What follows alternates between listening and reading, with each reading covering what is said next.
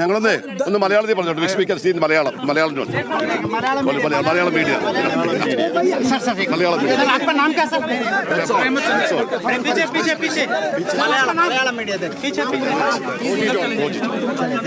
അപ്പേ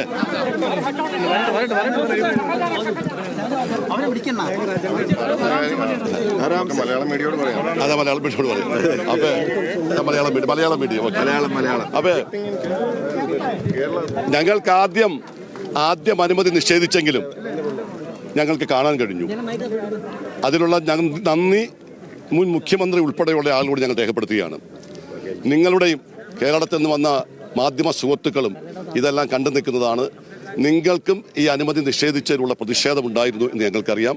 നിങ്ങളുടെ സമീപനത്തിന് ഞാൻ ആദ്യമായി നന്ദി രേഖപ്പെടുത്തുകയാണ്.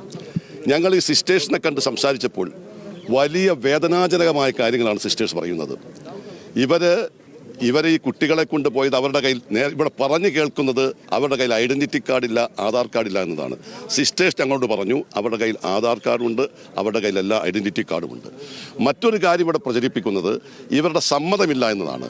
സിസ്റ്റേഴ്സ് പറഞ്ഞത് ഇവരുടെ സമ്മതത്തോടു കൂടിയാണ്, ഇവരുടെ രക്ഷകർത്താക്കളുടെ സമ്മതത്തോടു കൂടിയാണ് ഈ കുട്ടികളെ കൊണ്ടുപോയത്.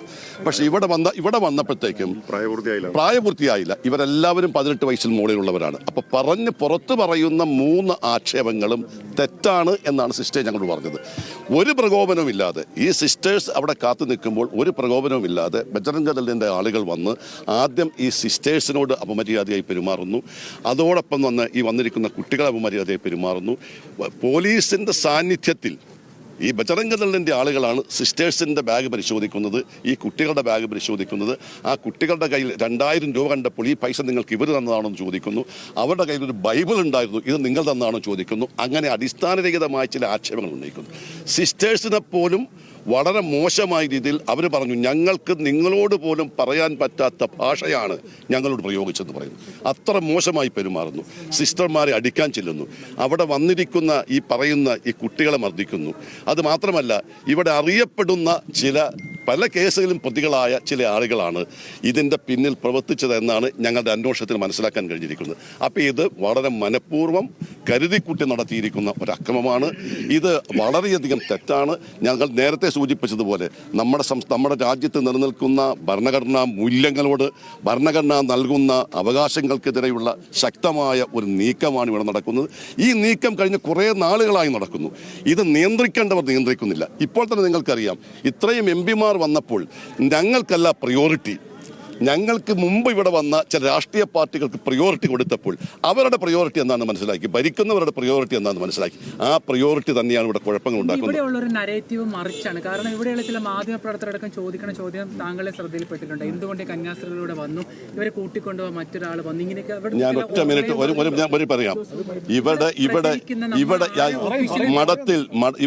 ഇവിടെ മഠത്തിലെ അന്തേവാസികളാണ് ഇവർ. സ്വാഭാവികമായും ആ മഠം അവിടെ ഒരു ക്ലിനിക്ക് നടത്തുന്നുണ്ട്. ആ മഠത്തിൽ മറ്റു ചില കാര്യങ്ങളുണ്ട്. ഏത് മഠത്തിൽ ഞങ്ങൾക്ക് എത്രയോ നാളുകളായി കോൺവെന്റുകളുമായി ബന്ധപ്പെടുന്ന കോൺവെന്റുകളിൽ അവിടുത്തെ ആളുകളെ കൊണ്ടുപോകുന്നതും അവരുമായി സംസാരിക്കുന്നതും ഒക്കെ സിസ്റ്റേഴ്സാണ് നിയോഗിക്കപ്പെട്ടവരാണ്. സിസ്റ്റേഴ്സിന്റെ കൂടെ പുരുഷന്മാർ യാത്ര ചെയ്യാറില്ല. അത് അവരുടെ ഒരു വിശ്വാസം, അവരുടെ കൺവിക്ഷനുമാണ്. അതുകൊണ്ട് സിസ്റ്റേഴ്സ് പോയത് ഒരിക്കലും കുറ്റപ്പെടുത്താൻ പറ്റില്ല. ഇത് മാത്രമല്ല, ഇപ്പം നിങ്ങൾക്കറിയാം, നാട്ടിൽ നടക്കുന്ന ഏത് കാര്യത്തിനും സിസ്റ്റേഴ്സ്, അച്ഛന്മാർ പോലും അവരുടെ കൂടെ പോകാറില്ല. അതെല്ലാം സിസ്റ്റേഴ്സിൻ്റെ അധികാരമാണ്. സിസ്റ്റേഴ്സ് അത് വളരെ കാര്യക്ഷമമായി ചെയ്യുന്നവരാണ്. അതുകൊണ്ട് സിസ്റ്റേഴ്സ് എന്തുകൊണ്ട് വന്നു എന്ന ചോദ്യം അപ്രസക്തമാണ്. സിസ്റ്റേഴ്സിനെതിരെ ഉന്നയിച്ചിരിക്കുന്ന ആരോപണങ്ങൾ ഞാൻ നേരത്തെ സൂചിപ്പിച്ചവർ അപ്രസക്തമാണ്. അവർ ചെയ്തിരിക്കുന്നത് വ്യവസ്ഥാപിതമായ മാർഗത്തിലൂടെയാണ്. പ്രായപൂർത്തി വന്നിട്ടുണ്ട്, അവരുടെ കയ്യിൽ ഐഡന്റിറ്റി കാർഡുണ്ട്, അവരുടെ രക്ഷകർത്താക്കളുടെ സമ്മതമുണ്ട്, അവരുടെ കുട്ടികളുടെ സമ്മതമുണ്ട്. ഇതിൽ കൂടുതൽ നമുക്കറിയാം, കേരളത്തിൽ എത്രയോ ആളുകൾ മറ്റ് സംസ്ഥാനങ്ങളിൽ നിന്ന് വരുന്നു. ഇതിൽ കൂടുതൽ റെക്കോർഡുമായിട്ടാണ് വരുന്നത്, ഇതിൽ കൂടുതൽ കാര്യങ്ങളുമായിട്ടാണ് വരുന്നത്. അപ്പോൾ വ്യവസ്ഥ പറയേണ്ട കാര്യങ്ങൾ, എത്ര പേർ ജോലി ചെയ്യുന്നു, പറയേണ്ട കാര്യങ്ങൾ, ചെയ്യേണ്ട കാര്യങ്ങൾ നടപടിക്രമങ്ങൾ അനുസരിച്ച് ചെയ്തിട്ടും ഇത്തരത്തിലുള്ള ഒരു കടന്ന് കയറ്റം, അക്രമം നടത്തിയതാണ് നമ്മൾ തിരിച്ചിരിക്കുന്നത്.